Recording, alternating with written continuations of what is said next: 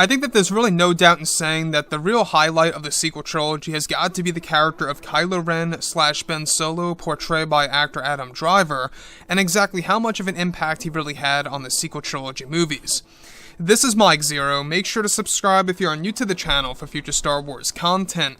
Now, one thing is for certain is that a lot of fans would happen to agree with me that the stronger character of the sequel trilogy is, of course, Kylo Ren / Ben Solo, because of how much character development there really is in the sequel trilogy in comparison to the character of Rey. You know, we do know about his turn to the dark side, we do know about his turn to the light, we also know a little bit of his background and his actual backstory between himself and Snoke, from going through the canon material, such as the comics, the books, and the novels, you name it. Now, obviously, the new Star Wars universe is going to be Disney's main focus for the next couple of years.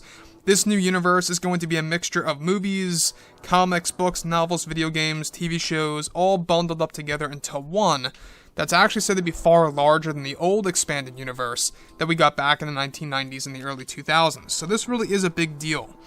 Now, the thing about this new universe is that it's actually said that a lot of retcons are going to be established in this new EU by creators George Lucas, Dave Filoni, Jon Favreau, and so on and so forth. That's really going to change how we view aspects of the Force and specific key characters of the Skywalker saga. Now, on top of all of this, what's really intriguing all has to do with the character of Ben Solo, where now that both Disney and Lucasfilm are finished with The Rise of Skywalker, they are currently focused on the new Star Wars trilogy of films as well as the new Star Wars universe. Now, it's noted that Disney and Lucasfilm currently have multiple plans in place in order to reunite the fans around the world to create a brighter future for the Star Wars brand. Bob Chapek and Bob Iger are said to be hard at work as a team in order to create major retcons of the sequel trilogy that will change how fans view The Rise of Skywalker and even The Last Jedi. It's explained that creator George Lucas was recently hired for the new Star Wars universe to make key creative choices for the new stories to be developed that will be released beginning in 2021. One of the stories is set to establish a major retcon for Ben Solo that will fully explain what happened to him after the events of Episode 9 and when he vanished during his time on Exegol. It's noted that George Lucas is set to insert a significant retcon for Ben Solo that is going to completely change what happened to him at the very end of Episode 9 and what it really meant in the story and what it has to do with the Force. This retcon is actually said to have a major impact on Star Wars lore, and that it is going to be so important to the Star Wars fandom, as it will reshape how we view the Force. Also, it's described that George Lucas, Dave Filoni, and Jon Favreau are working on this major retcon that will also explain exactly how Ben Solo turned to the light, and what made him turn to the light will be changed from what's lightly explained in the novelization. The Ben Solo retcon will also change many aspects of how he turned to the dark side in the new Star Wars universe. So, the thing that's really exciting about this is that we're going to be learning a little bit more about exactly what happened to Ben when he vanished on Exegol, and when he gave his life force to Rey, and exactly what that's going to mean, as well as many different changes about Ben Solo's turn to the dark, and Kylo Ren's turn to the light.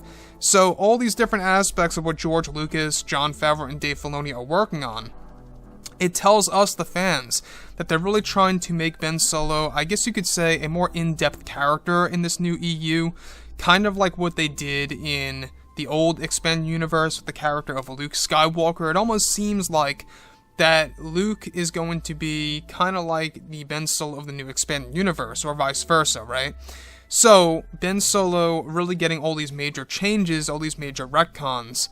I'm not quite sure how a lot of fans are going to react to it, to be honest. I know a lot of fans reacted negatively on some levels to Palpatine ending up being a clone, and them being so mind-boggled as to why they couldn't just explain this easily in the actual movie. You know, a lot of casual fans still don't know exactly how Palpatine survived the fall on the second Death Star. And that's the problem with, only telling these stories in books, novels, and comics, is that the casual fans don't read content or material like that. So there's going to have to be some kind of format where they can actually make it more mainstream, to where somehow, some way, a lot of fans can really learn about this on an easier level. So the fact that George, John, and Dave are really heavily, I guess you could say, immersed in this experience of developing these retcons and establishing it into the new canon lore that's really going to change how we view Ben Solo. I think it's a big risk, but at the same exact time, I think it's much needed. I think a lot of fans, including myself, really want to know exactly what happened to Ben. And that's one of the main reasons as to why we didn't learn too much about Ben Solo's fate in the novelization of Episode 9 of all things. You know, the only thing that we do know is that he has his final words to Rey, like, "I will always be with you," or something around those lines. So, with that being said, guys, drop a comment below. Let me know what you think about all of this in the comments, and if you guys did enjoy the content for today, do make sure to drop a thumbs up on this video to support the channel. I thank you all so very much for the kind support, and I'll catch you guys next time.